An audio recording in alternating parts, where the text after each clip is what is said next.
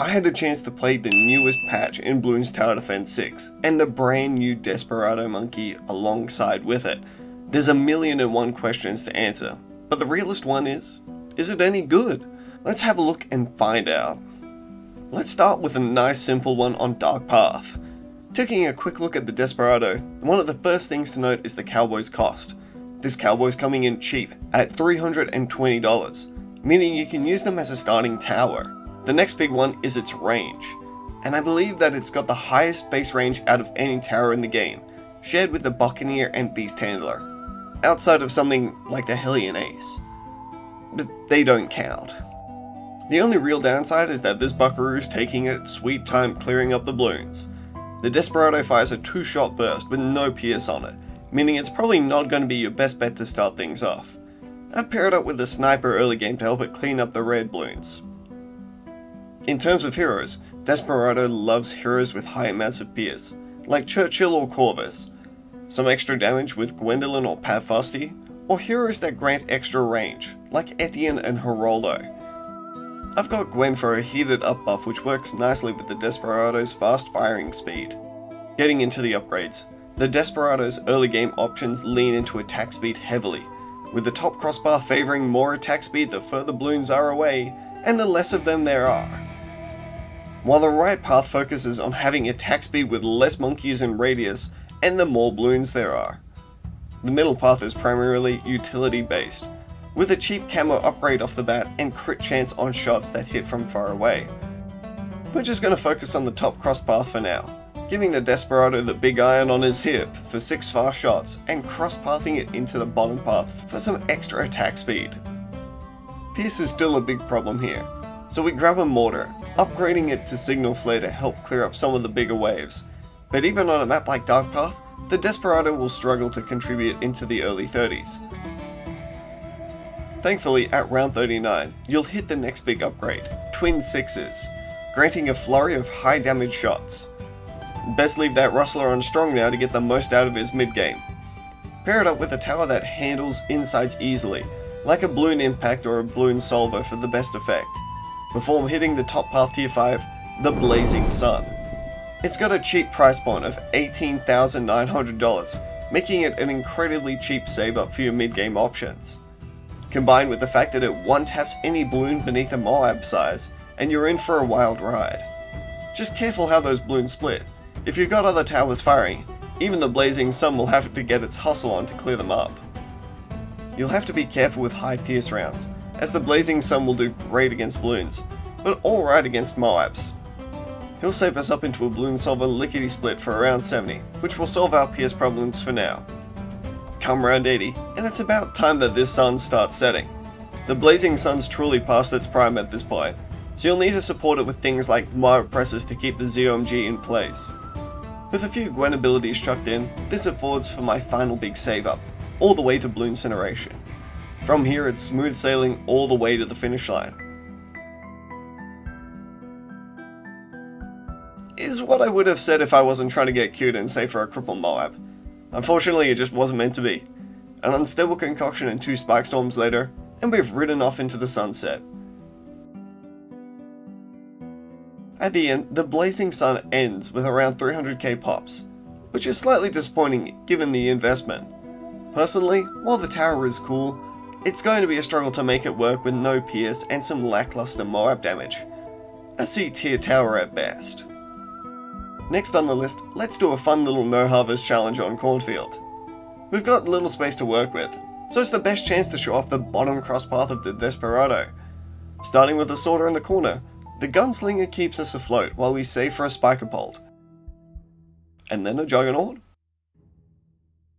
And then an Ultra Juggernaut. Pretty good tower, am I right? It's good enough to buy time for the bottom path upgrades on the Desperado. Arming itself with a shotgun, the Desperado gets some nice pierce and balloon knockback on the Enforcer upgrade, which then carries into the Avenger upgrade when it gets some brief Moab stole as well. The catch is that the Desperado only uses the shotgun in a tiny circle near it, otherwise it's the pistols for the long range targets. It's a good enough save up to grab the Desert Phantom, an absolute menace at short range. If the Avenger stalls mob, the Phantom will stall pretty much anything in the tiny radius that it's got. And the damage, oh boy, this shotgun packs a punch. Look at it instantly deleting these mobs. The Phantom costs around 33,000, so it's not cheap with the 10,000 cost of the upgrade before, but it's certainly no slouch. Look at this, 4 ZMGs held in place with good damage and okay, just ignore this bit. Look, all held in place, amazing. Unfortunately, as powerful as the Phantom may be, these old bones just can't pop leads by themselves. Best to use the Phantom's ability to save for a big spender, like a pop Sidon in this case.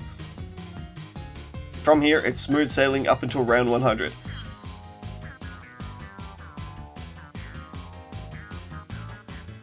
And one extra Spike Storm makes it for the easiest no harvest I've ever done. I like the Phantom and the lead up to the powerful tier 5. I think it's got great potential to shake up the balloons meta quite a bit. An A tier tower. Finally, let's journey to the Wild West and travel to Sunset Gulch with Etienne. It's a long winding path for the balloons here. So an early dart and engineer combo grabs a sniper and a buffed Etienne prize to clear up the early game.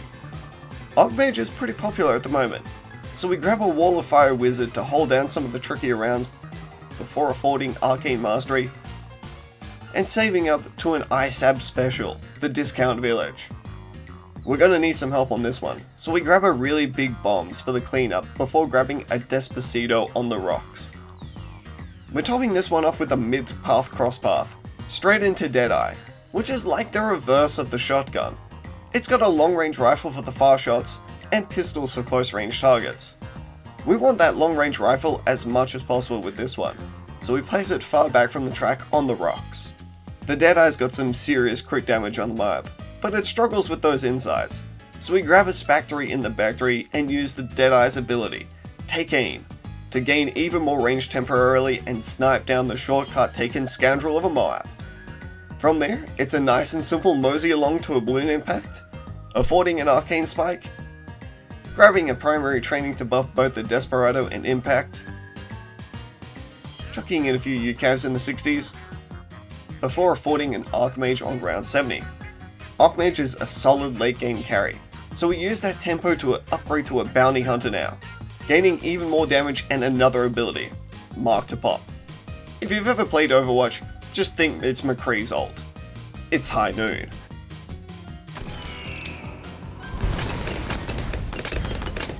Again, it's just good enough to skip ahead all the way to round 86, where the real fun begins with Golden Justice.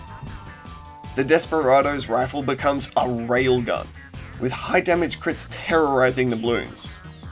The only problem is, it's a little bit too effective.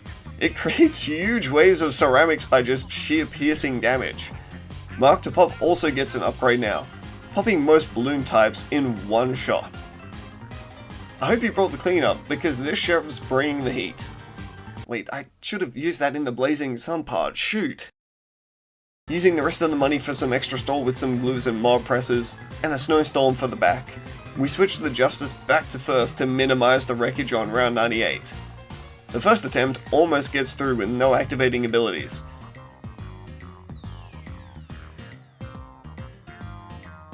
But the second attempt activates UCAV, clearing the rest up easily. All that's left is a Sabotage for round 99, some spikes for around 100, and we're done. Golden Justice is an interesting one. It's quite expensive. It's the most expensive out of all three at 45,000 to afford, and it doesn't win you the game on the spot. But if you're able to line up those rifle shots, it's highly effective. It's got some great potential to be an excellent micro tower. I think micro nerds will love this tower, but I think beginners might steer clear. A solid B tier tower. So, is the new tower any good? I think so, but don't take my word for it. Make sure to check out the newest BTD6 patch coming out this week and tell me what you think. I've got some stuff cooked up for you all, and I can't wait to show you. But until then, you'll just have to wait. We'll see you all next time.